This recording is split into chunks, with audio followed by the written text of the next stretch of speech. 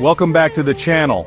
Tonight, we're peering into the abyss, into those shadowed corners of existence where logic frays and the ordinary twists into something deeply unsettling. Today, we delve into 3 true stories that defy logic and will send shivers down your spine. From a hotel room with a malevolent presence, to the silent wilderness that swallows a hiker whole, and finally, to a desolate stretch of highway where a spectral figure plays a deadly game with unsuspecting travelers. So, find a comfortable spot, maybe turn down the lights if you're feeling brave, and prepare yourselves. Let's begin. Our first story takes us to a seemingly ordinary hotel. For one traveler, a single night in room 104 of the old Crestwood Inn would become an experience etched into their memory with the cold grip of fear. Mark, a sales representative, was on a cross-country drive, the kind that blurs towns and highways into a monotonous stream. He'd been driving for nearly 12 hours, fatigue gnawing at him, and the Crestwood Inn, with its flickering neon sign promising vacancy, seemed like a welcome if slightly uninviting beacon in the late-night gloom.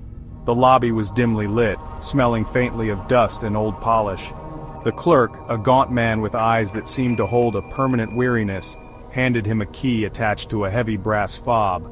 Room 104. It was at the end of a long, creaking hallway, the carpet worn thin in places, the wallpaper peeling at the corners. An unsettling quiet hung in the air, the kind that isn't peaceful but rather expectant. As Mark inserted the key, he felt a strange reluctance, a subtle, almost imperceptible chill that seemed to emanate from the door itself. The room was standard, if a little dated. A large bed, a heavy wooden dresser, a single armchair in the corner, and a small, dark painting of a pastoral scene that somehow felt more ominous than calming. He tossed his bag on the luggage rack and immediately headed for the shower, hoping the hot water would wash away the road grime and the creeping sense of unease. The bathroom was small, tiles cold underfoot.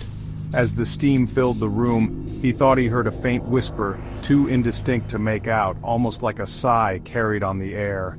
After his shower, feeling slightly more human, Mark lay down on the bed, the springs groaning in protest.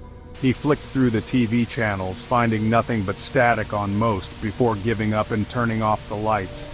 Darkness enveloped the room, a thick, heavy blackness that felt more profound than usual. He closed his eyes, willing sleep to come.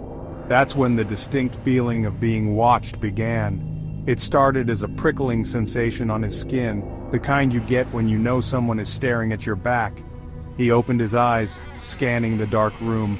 Nothing. Just shadows and the faint outline of furniture. He told himself it was just the unfamiliar surroundings, the old hotel playing on his nerves. But the feeling persisted, growing stronger, more intense. Then came the sounds. A soft scratching, seeming to come from inside the walls, like fingernails dragging lightly across old wood. Mark sat up, heart beginning to pound. He strained his ears, listening. The scratching stopped, only to be replaced by a faint, almost inaudible tapping, this time from the window, as if someone or something was gently rapping on the glass from the outside. But room 104 was on the ground floor, and the window overlooked a small, overgrown and fenced-off courtyard. He got out of bed, his feet hesitating before touching the cold floor. He crept towards the window, peering through a gap in the heavy curtains. Nothing but the dark, tangled shapes of bushes, swaying slightly in the night breeze. He was about to turn away when he saw it, a momentary distortion in the air just beyond the glass, like heat rising from asphalt. But there was no heat, only the cold night. Returning to bed, his unease had now blossomed into genuine fear.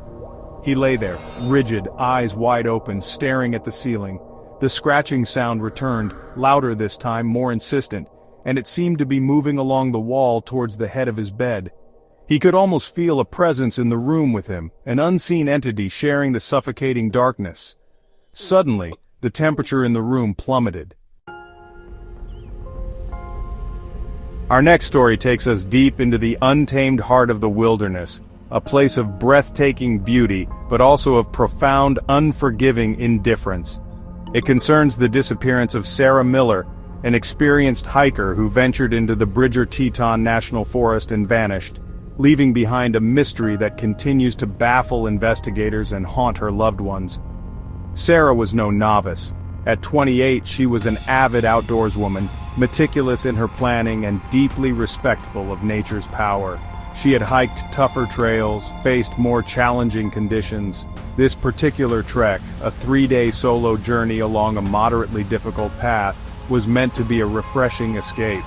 She set off on a clear September morning, the air crisp with the promise of autumn. She checked in with the ranger station, outlined her route, and confirmed her expected return time. Her backpack was well stocked with supplies, her GPS device fully charged, her spirits high. The first day, according to a brief satellite text she sent to her brother, was going perfectly. The scenery was stunning, the trail well marked, she was in her element. That was the last anyone ever heard from her. When Sarah failed to return by the designated time on the third day, her family immediately raised the alarm. The park rangers launched a search operation.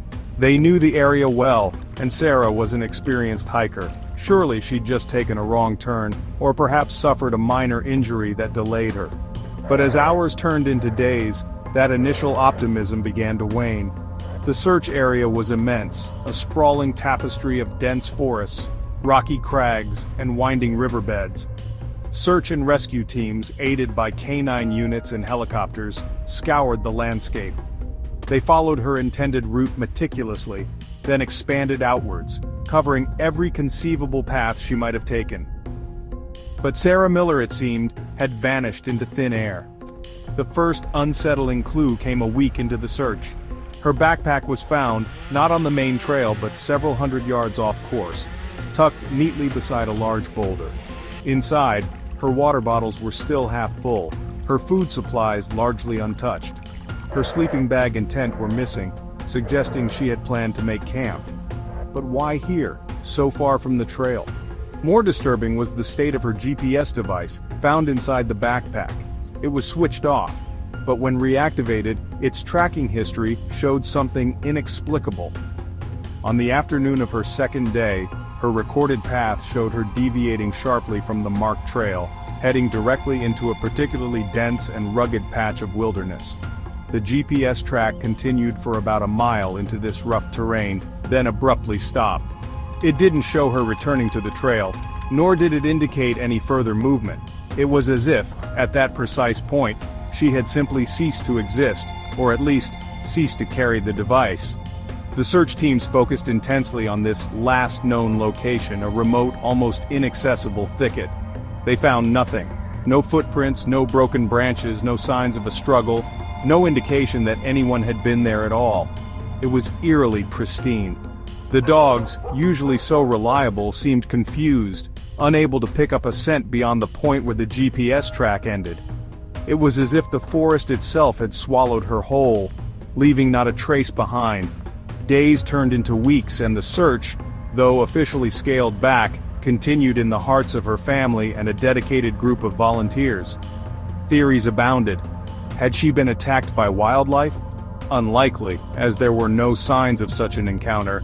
Had she fallen, injuring herself in a place no one could find? Possible, but the thoroughness of the search made this less probable with each passing day. Our final story tonight takes us to one of America's most iconic roads, a ribbon of asphalt steeped in history and folklore, Route 66. On a desolate, largely abandoned stretch in rural Arizona, tales persist of a spectral figure, an apparition that has been blamed for more than one near miss, and some say for actual tragedies. This particular section of the old highway is miles from any town, a lonely expanse cutting through the arid desert landscape. At night, it's an unnerving place, the silence broken only by the wind or the distant cry of a coyote. It's here that drivers, often late at night, have reported seeing something that chills them to the bone. The figure of a woman standing by the roadside. Descriptions vary slightly, as they often do in such accounts, but a common thread emerges.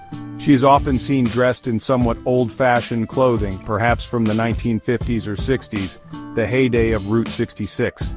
Some say she appears pale, almost translucent, her features indistinct in the darkness, while others claim to have seen her face clearly, etched with an expression of profound sorrow or distress.